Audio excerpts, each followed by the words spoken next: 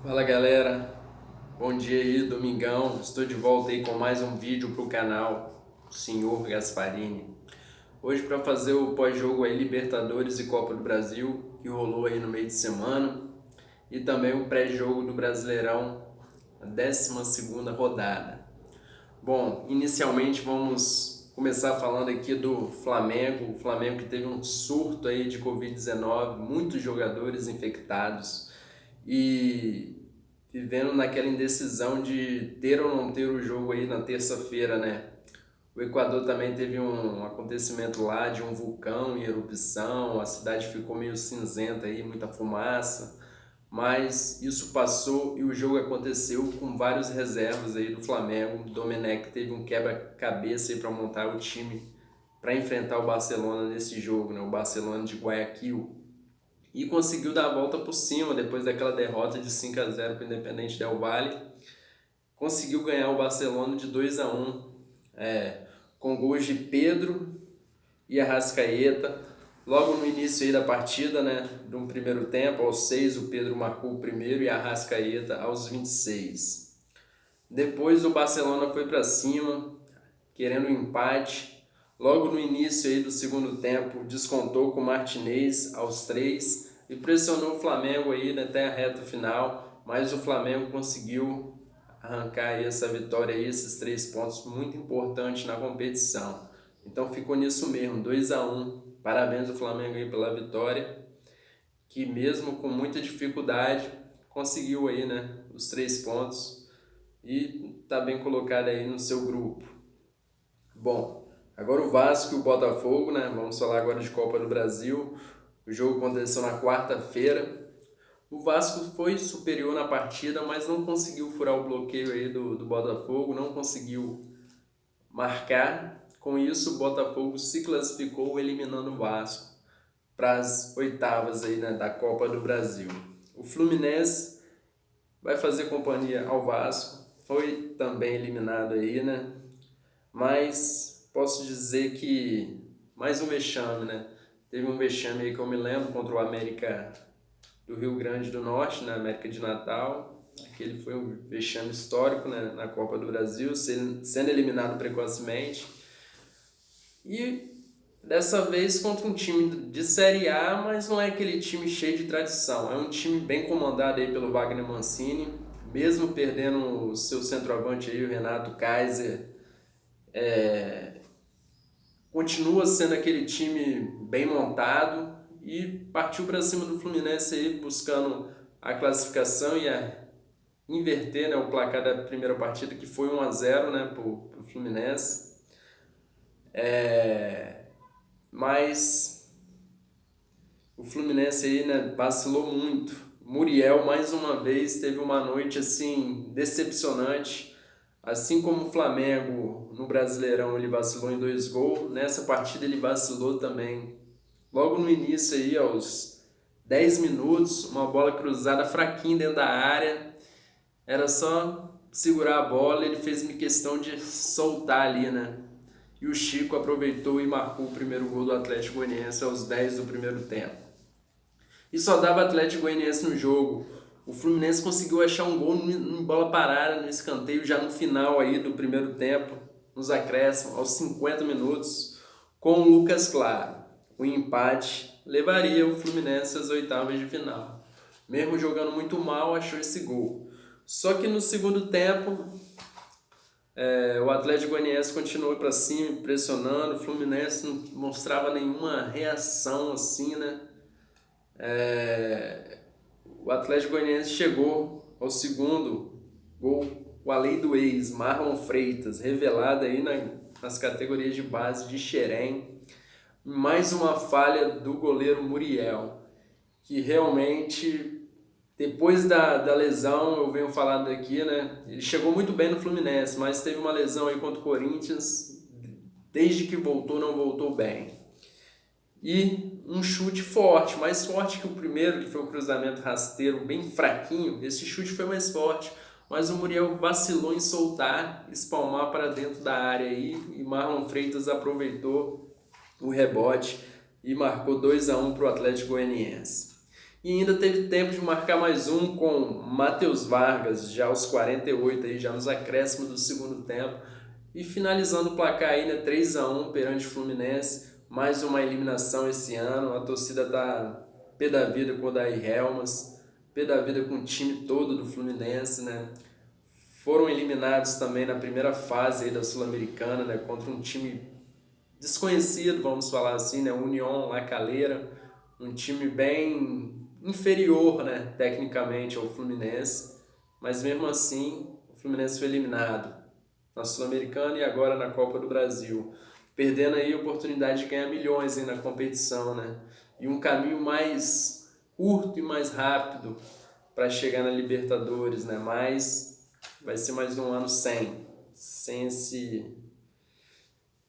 essa conquista, né? Mas ainda tem um brasileiro, só resta o brasileiro do Fluminense, mas tem que melhorar muito. A torcida toda vem pedindo em coro a saída do Odair, mas a diretoria faz o discurso aí que vai mantê-lo ainda, né? O Odair Helmas.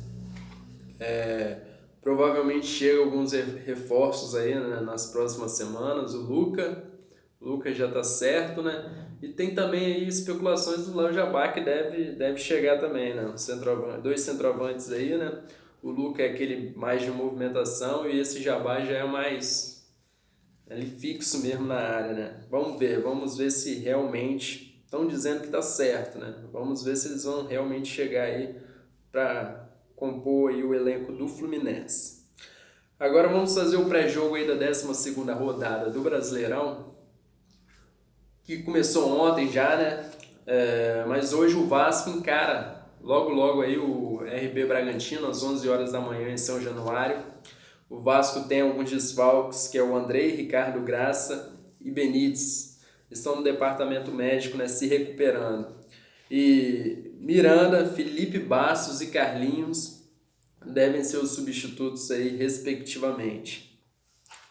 Jogo importante para o Vasco se reanimar aí no campeonato, né? Estacionou aí nos 17 pontos após a eliminação na Copa do Brasil, então tem que acordar, tem que reaparecer aí na parte de cima da tabela novamente, né? Ficar ali entre os 4 primeiros que estava desde o início do Brasileirão. Encara um time chato, né, que é o Bragantino, mas tem totais condições aí de sair vitorioso nesta partida. Aproveitando aí os gols do Cano, né, o artilheiro, né, do Cruz Maltino. Vamos ver, jogo logo mais aí para a torcida vascaína acompanhar. Bom, agora vamos falar do Botafogo que vai encarar o Atlético Goianiense, né, os dois classificados aí na Copa do Brasil, né, se encaram nessa partida aí hoje às 18h15. O Botafogo também com alguns desfalques aí, o Gatito, né, o goleiro titular com dores no joelho, dá vaga ao Cavalieri. Honda poupado entra o Renteria. O Calu também não deve iniciar jogando essa partida, provavelmente fique no banco.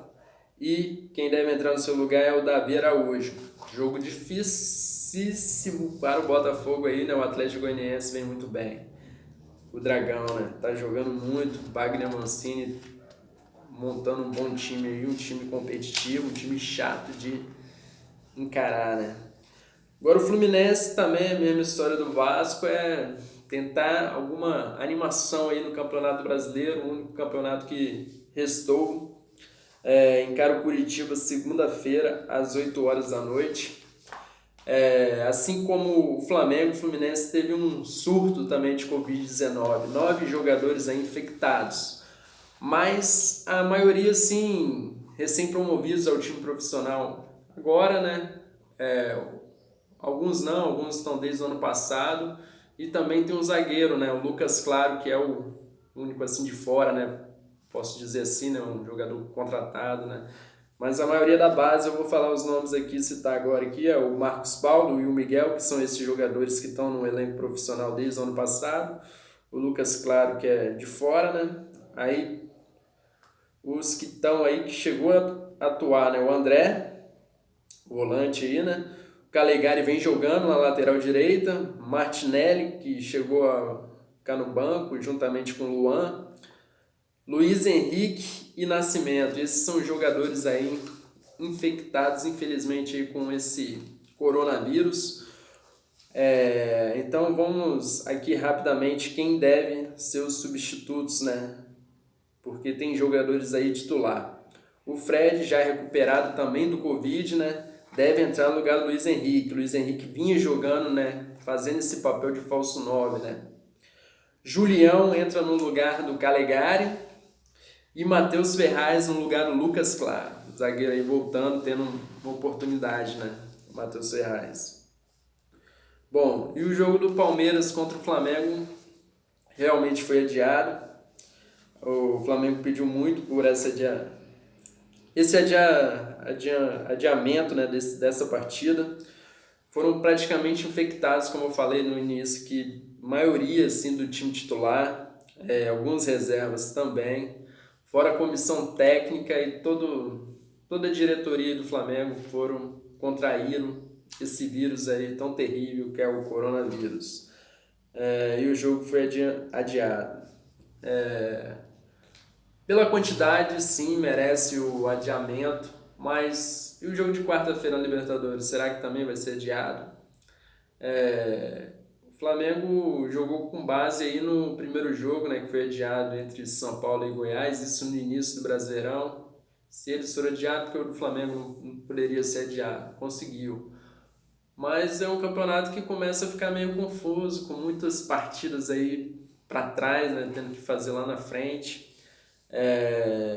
O Palmeiras está querendo já paralisar todo o campeonato, né, por conta desses devidos surtos. Vamos ver o que acontece. Eu acho que a diretoria do Flamengo vem pecando, porque é a diretoria que mais quis a volta, né, do campeonato logo, a volta do Carioca. Já também pensava em volta da torcida, e agora, por causa desse surto, o presidente pede adiamento do jogo, né? É complicado, é muito complicado. E outro caso aí também que eu não gostei, né, da situação aí que se envolveu, né? Um funcionário do Flamengo tirou uma foto aí no avião com jogadores todos sem máscaras. Esse funcionário desconhecido foi demitido. E os jogadores sem máscaras, nada acontece com eles. São coisas assim que não dá, pô. O cara precisa ali do trabalho dele, foi demitido por tirar uma foto. Não dá para entender, eu acho que a diretoria do Flamengo vem pecando. Não é pegando no pé do Flamengo, mas eu acho que tinha que rever alguns conceitos aí, né? Não precisava demitir esse cara. Demitindo esse cara vai acabar com o Covid-19? Não vai, então, pô, o cara tem família, provavelmente tem família, né? Precisa desse trabalho aí para se manter e demite o cara só porque tirou uma foto. E os jogadores aí, nada acontece com eles que não usavam as máscaras. Bom, é isso, galera, mais ou menos isso. Agora vamos aqui algumas dicas do Cartola. Na verdade, eu vou falar meu time aí. Quem quiser me seguir no Cartola é Gasparzinho Futebol Clube.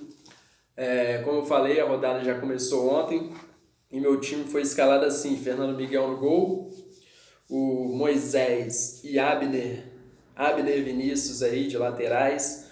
Na zaga, Júnior Alonso e Matheus Ferraz. No meio de campo, Léo Cittadini, Vinícius e Thiago Galhardo. Na frente, Savarino, o Fred, que joga amanhã, e o Cano joga hoje aí, né? Bom, alguns jogadores já atuaram, né? Que foi o Moisés e o Abner Vinícius, os dois laterais. Destaque aí para o Abner Vinícius, né? Que deu assistência. O Júnior Alonso, infelizmente, o time do Atlético tomou um gol, mas foi positivo, né? Assim como o Moisés também, que é defensista, empatou aí com o Inter, empatou com o São Paulo de 1-1, mas foi bem também o Moisés. O Thiago Galhardo fez o gol, me ajudou aí no Cartola.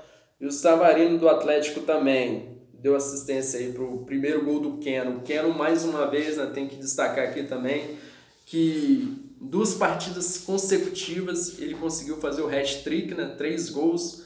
E em 2 partidas já se vê lá na briga da artilharia, né? Com 6 gols, né? Atrás somente de Cano, né? se eu não me engano, o Gabigol e o Galhardo aí, né?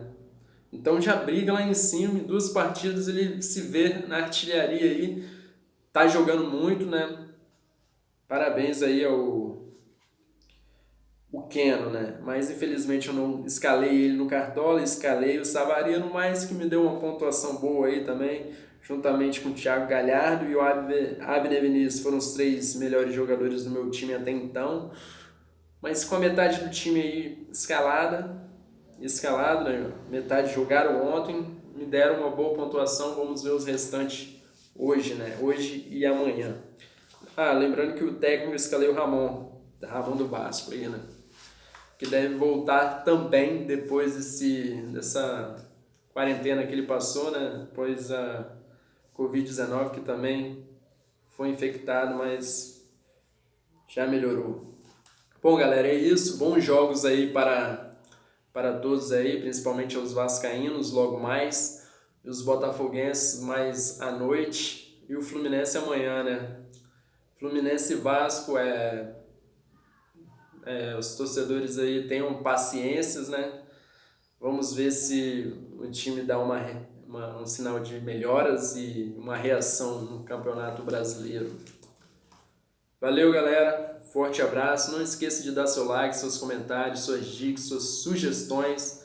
Não deixe de me seguir no Instagram, né? Senhor.Gasparini, assim também como na minha página no Facebook. E, relembrando aqui meu time no Cartola FC, Gasparzinho Futebol Clube, Gasparzinho F.C. É isso. Forte abraço aí. Valeu. Tamo junto.